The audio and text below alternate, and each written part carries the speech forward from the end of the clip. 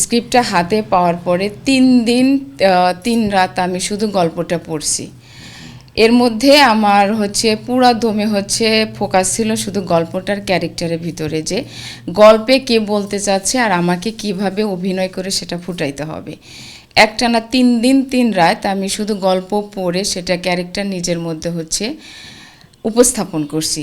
দেন আবার আমার ডিরেক্টর যখন আমাকে গ্রুমিং করালো, এখানে একটা বসার সিন আছে, সচরাচর আমরা যেভাবে নর্মালি বসি সেইভাবে না। তো সেই বসার সিনটা যখন আমাকে ভাইয়া প্রথম দিন বললো যে এই গল্পে যে তুমি আতুর বিবি যখন হবা তখন যে একটা বসার একটা সিকোয়েন্স আছে, সেটা তুমি কিভাবে বসবা। তো আমি সোফা থেকে যে নিচে ফ্লোরে বসে দেখে দিলাম, ভাইয়া শুধু এক দৃষ্টিতে তাকিয়ে থাকলো। দেখার পর বলছে যে এরপরে আমার আর কিছু বলার নাই, আমি আমার আতুর বিবিকে পেয়ে গেছি।